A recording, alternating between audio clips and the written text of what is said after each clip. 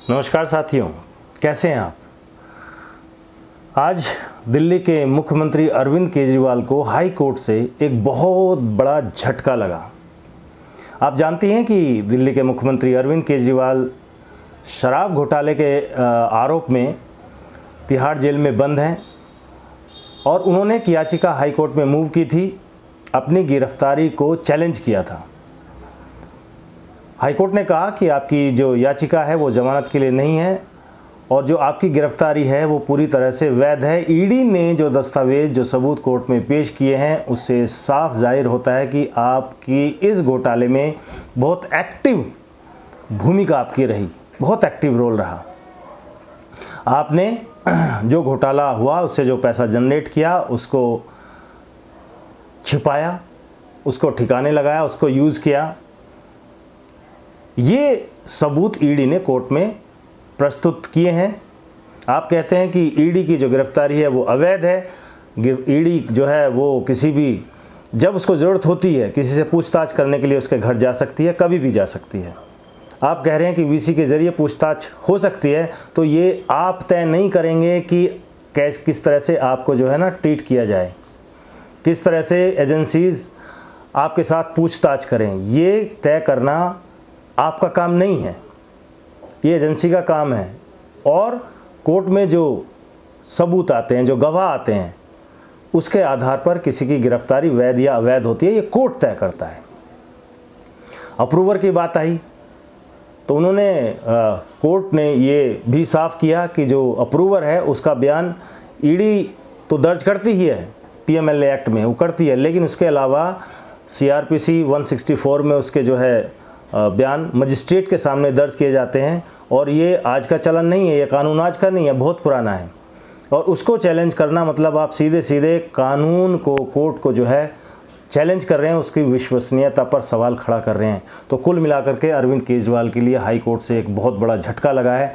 अब आम आदमी पार्टी ने कहा है कि वो इसके खिलाफ सुप्रीम कोर्ट जाएगी। खैर, ये किसी का भी अधिकार है कि वो सुप्रीम कोर्ट जाए, उसके बाद जो भी कोर्ट, आगे अगर कोई कोर्ट है तो वहाँ भी जा सकते हैं आम आदमी पार्टी। भाई इनका बस चलें तो ये तो शेर को बता दें शाकाहारी, बकरी को मांसाहारी बता दें, दिन को रात बता दें, रात को दिन बता दें। इनकी जो स्ट्रेटेजी है, जो मार्केटिंग है, वो इसी तरह की है। अब उसी मार्केटिंग के तहत संजय सिंह वो एक अलग बयान जो है इस आदेश आने के बाद में दे रहे हैं, सुप्रीम कोर्ट जाएंगे। और ये उन्होंने कहा कि ये अब तक का आज़ादी के बाद सबसे बड़ा राजनीतिक षड्यंत्र है। संजय सिंह को 8-10 साल पीछे लिए चलते हैं। ये कह रहे हैं, मैं आपको पढ़ के सुना देता हूँ। संजय सिंह कह रहे हैं कि ये पूरा का पूरा मामला भारत की राजनीति में आज़ादी के बाद से अब तक का सबसे बड़ा राजनीतिक षड्यंत्र है। इस मामले के पीछे किसी घोटाले की जांच का मकसद नहीं है।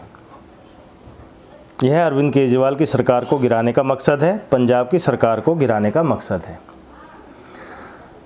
जब अन्ना आंदोलन के वक्त इंडिया अगेंस्ट करप्शन ने एक मूवमेंट शुरू किया था, आप याद कीजिए कि उस वक्त की इस्टेब्लिश्ड सरकार को गिराने का षड्यंत्र नहीं था। वो सबके खिलाफ, जितने भी नेता हैं ऑलमोस्ट सभी के खिलाफ इनके पास, अरविंद केजरीवाल के पास बहुत पिटारा था, आरोपों का पिटारा था। सब के सब भ्रष्टाचारी थे और सब के सब जेल जाने वाले थे अगर ये सत्ता में आते तो। ठीक। इसके अलावा ये कहते हैं कि इस मामले के पीछे किसी घोटाले की जांच का मकसद नहीं है।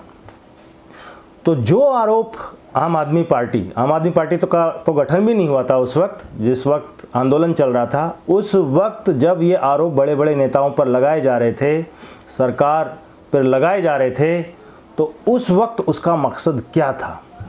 क्या उसका मकसद इन नेताओं को जेल भेजना था? भ्रष्टाचार की जांच करना मकसद था? क्या मकसद था? अल्टीमेटली मकसद जो सामने आया वो यही ना कि येन केन प्रकरण आपको सत्ता मिल जाए और उसकी मलाई आप खा सकें। दिक्कत क्या होती है कि जब आदमी की कथनी और करनी में बराबर फ़र्क आता है।